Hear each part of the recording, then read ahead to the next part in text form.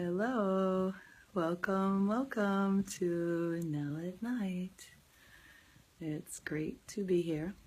And tonight I am going to continue my discussion about meditation and karma and parenting ourselves. So, what are all these things and how are they related? So we know a little bit about the meditation because I've been talking about it for the last couple of videos.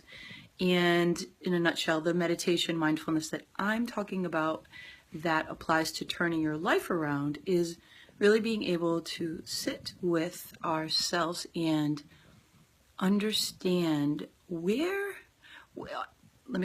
understand our thought patterns and what they are. So this sitting practice, this mindfulness and paying attention to everything that we do is a great way to discover this about ourselves. Now, why is this so important? I think I said this last week. It's so important because when we first begin to understand the way we think, then we can make choices around the way we think, right? So sitting there, let's say I'm right now meditating and 5 million thoughts are going through my head, because that's generally what happens when we especially start to meditate, and even when we've been doing it for a while. We've got these like passing thoughts going on in our head. So if we just slow down and grab one of them, and then we see where it's going. So some are very superficial, like I need to go to the bathroom right now, or I'm really hungry, or things like that, right? So those are just sort of wandering mind things.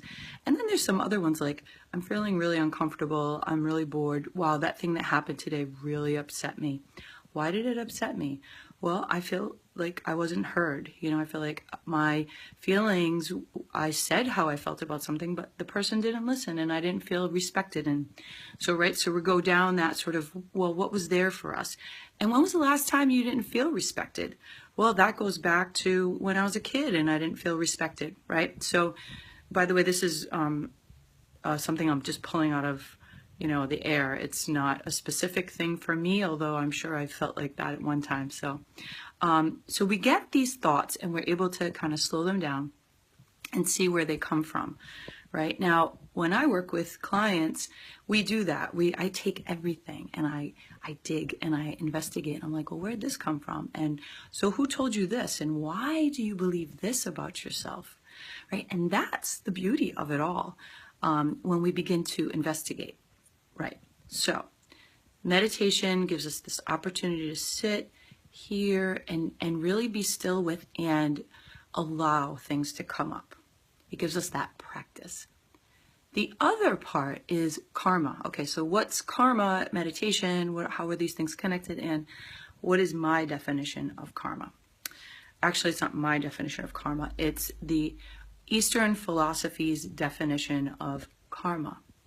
So we think of karma as, oh, you just did something really stupid, so you're going to have to pay a price for it, right? Your cause and effect of an action that happens and then the effect of it. And there is truth to that, because everything that we do does have a consequence, whether it's a positive or a negative. It's just sort of the operating system of the world, right? So if we go and we scream at someone, they're probably going to respond to that screaming. So each behavior that we have does have an outcome, and it's an outcome that we need to then handle.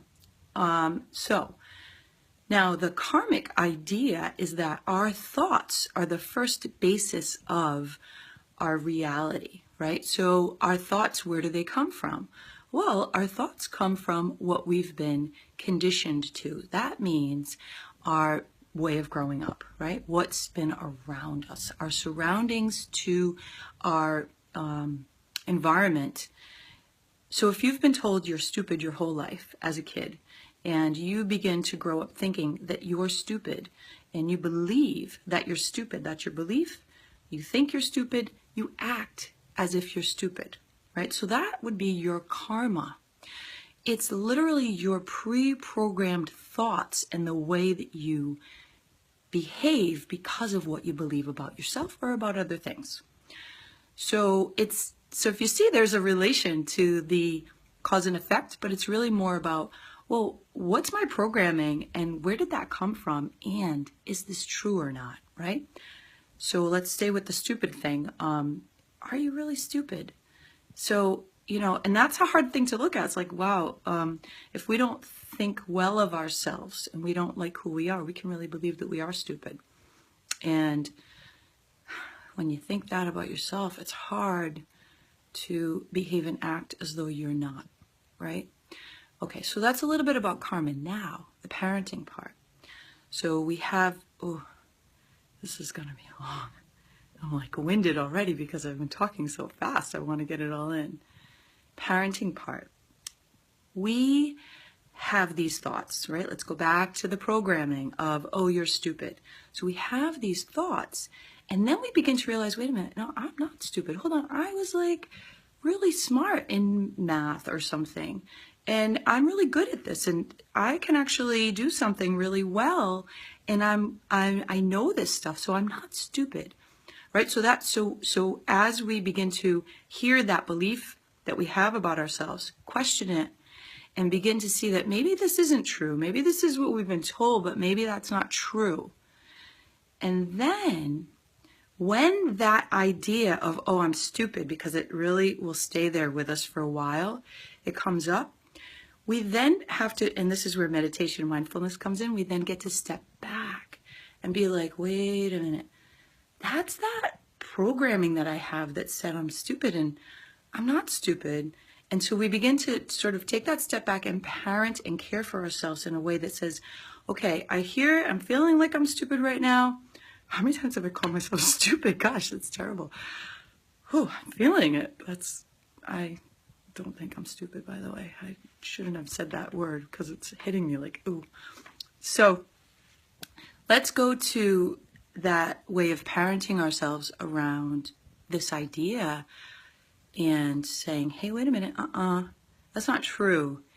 And almost caring for that part that believes this thing about ourselves, and also being a little bit firm about making a choice. Like, I'm hearing that you think you're stupid right now, and I also,